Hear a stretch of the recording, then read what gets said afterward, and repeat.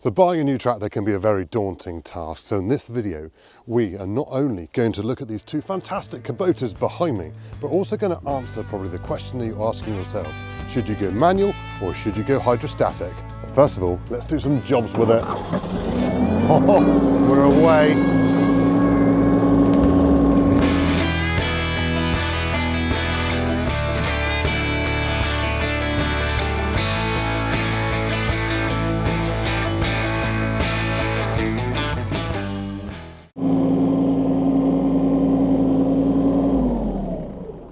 So I've jumped on the beautiful little hydrostatic version. Now hydrostatic compared to manual is just two pedals on your right hand foot. So you've got a forward pedal and you've got a reverse pedal, which makes it much easier than having a clutch and a gearbox. But they do both have pros and cons, which throughout this video we'll talk about and discuss which is better for which operation that you're planning on doing. But first of all, we've got some logs to load up. So I'm now going to get on to the manual tractor and hitch up the trailer so we can come in and load up these logs.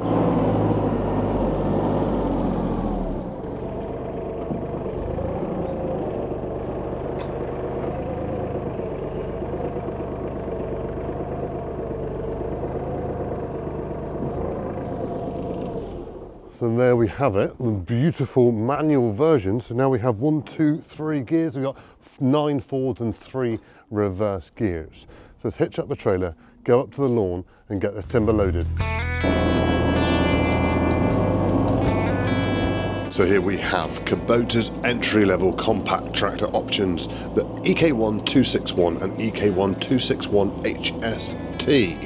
Whether you're a landowner, landscaper or ground care professional, these tractors have been built to deliver simplicity, versatility and performance at an affordable price. At the heart of the EK1-261 sits a robust Mitsubishi 3-cylinder 25 horsepower liquid-cooled diesel engine which produces 18.2 kilowatts of power and engine speed of 2,500 RPM. The EK1-261 now comes in 2 options of transmissions with the latest edition of the Hydrostatic, as well as their classic mechanical manual box, giving operators the choice depending on how they'd like to work. The standard manual model features a 9 forward and 3 reverse gear constant mesh gearbox with selectable 4-wheel drive and differential lock, ideal for traditional gear-driven control and efficiency. But the new EK1-261 HST introduces a hydrostatic transmission with smooth forward reverse pedals and no clutch pedal required. Perfect for operators who prioritise ease of use and precision control, while still retaining selectable 4-wheel drive and diff lock. This hydrostatic version is a significant evolution in the EK1 line, smooth pedal control drive that lets users effortlessly moderate speed without shifting gears. It features an independent PTO system, allowing you to control PTO speed separately from tractor motion. Hugely helpful when mowing, flail cutting or manoeuvring in tight spots. Kubota has equipped the EK1-261 to handle a wide range of implements. The rear PTO speeds include 540 and 540E, ready to power mowers, rotavators, chippers and more. While the hydrostatic version features a 540 PTO with independent control. An open center hydraulic system with a fixed displacement pump delivers 19 litres per minute, feeding both steering and auxiliary valves for responsive attachment control. The Category 1 3-point linkage for both versions lifts up to 800 kilograms at the hooks, which is ample for a host of implements designed for this size machine.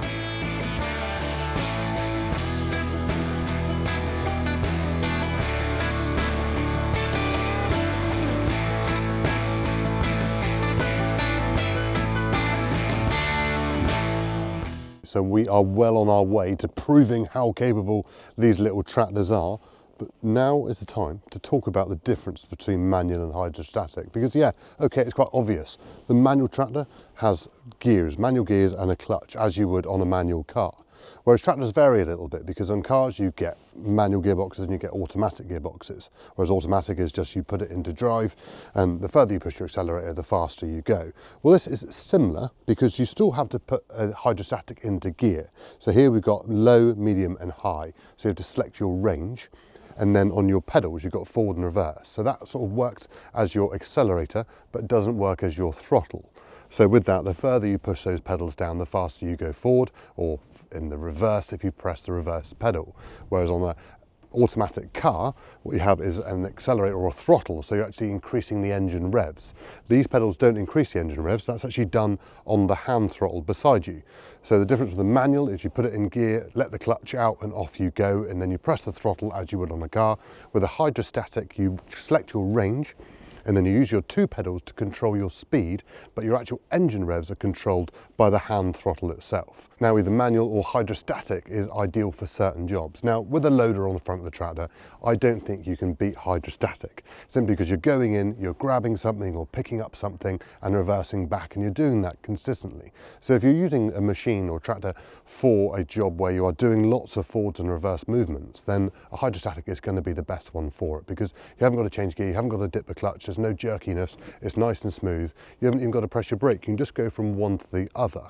Whereas with a manual, in that scenario, you've got to dip your clutch, change gear, move a few more bits about, let your clutch out, jerk a little bit, things might fall off the front that you've already just picked up, and things will vary differently. But then if you're using sort of ground working equipment, so say if you're harrowing fields or doing other groundwork operations, a manual tractor will come into its own. For one, you get a lot more torque from a manual gearbox than you will a hydrostatic. So you're having those engine revs set, you'll find you'll maintain those revs for longer. So if you're harrowing and you're going up a field, you'll maintain the revs better on a manual gearbox. So if you're doing a lot of field work or groundwork, then a manual gearbox would be the way to go. But if you're doing lots of loader work or lots of forwards and reverse backward motions, then I'd say a hydrostatic would be the way to go.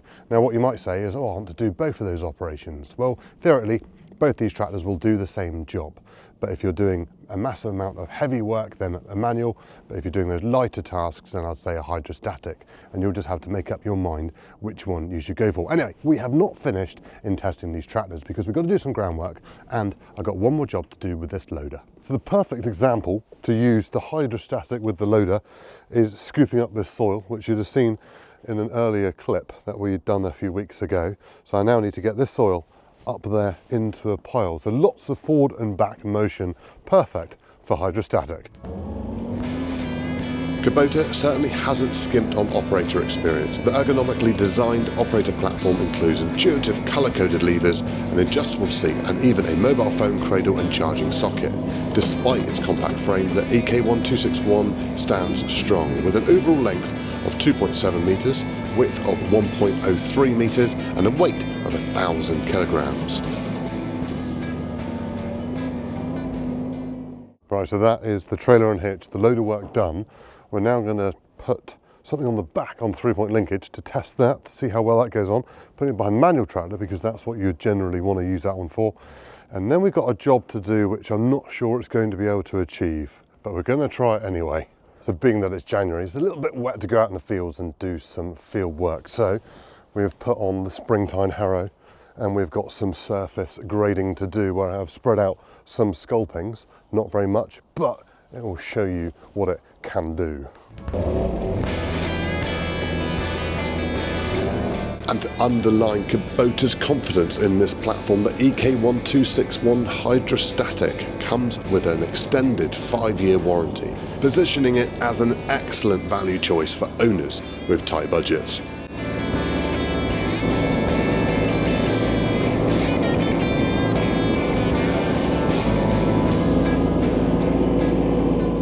So I know that was only a small area, but if you put that into, say, like a 1 acre or 2 acre field, you can set your speed with a manual gearbox really, really easily, set your revs, and you know you're going to be going exactly the same speed every single time.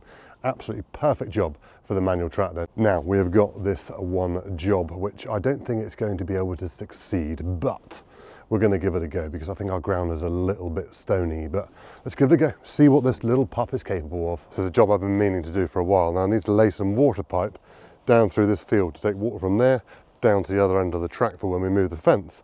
So I thought I'd try a little implement behind this tractor that I've never tried before, but our ground could be the issue. Let's have a look. Right, so this is a mole plough pipe layer.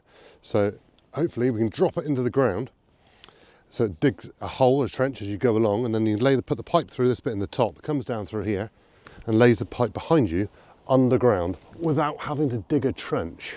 Well, that's my plan. I don't think it's going to work. Right, this is a little bit of trial and error, and luckily I got Debbie McGee here to help me. So we can feed the pipe through and hopefully dig it in the ground while my... I'll do the hard work. Yeah, okay. My manual cable unroller is behind me, so let's dip it in the ground and see what happens. Let's give it a whirl.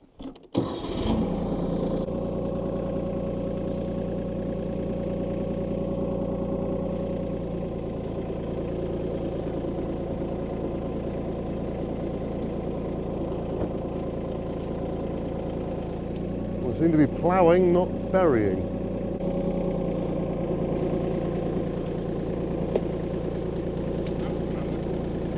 Now we're going in the ground.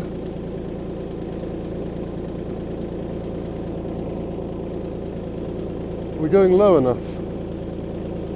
Oh, hang on. A bit of diff lock is already required. Am I pulling it?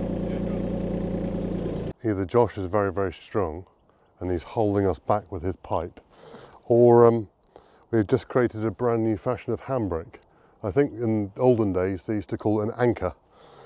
Yeah, we need cleated tyres for this job. If we had the tractor tread tyres, then that would be perfect. But again, manual tractor for this job, perfect. Better ground conditions required. Other features and extras I really like about these tractors include the inclusion of a full-size Euro headstock on the loaders, where many attachments are available. The choice between turf tyres, industrial tyres and agricultural cleated tyres. Both models now come as standard with a stationary PTO switch, so you can operate the PTO without being on the seat for implements like log splitters and chippers. As well as on the hydrostatic model, you have a cruise control button to give your foot a rest on long runs. Now the success of that last task, well I say success, I think I mean failure, has nothing to do with the tractor. It's all down to the ground conditions. I'd like to try that again though, because I really want to be able to lay pipe easily. So one of those little pipe layers would be perfect. If I can get it set up and have the right weather for it, I think would be it. But having all four wheels spinning when we're going downhill, I don't think there's any coming back from that. Anyway, these little EK1-261 tractors, I've previously done another video on it, which we will link at the end of this one, where we had the manual version and we had loader on a manual version as well when they first brought them out about 3 years ago. Now they've brought out the hydrostatic version. I think it's a great addition to the range for people who want that ease of use for loader work or for other operations where they're going forward and back. But they've still got the manual option for those traditional people who want to do those field work jobs and have that torque and that power and the understanding of what tractors have been traditionally.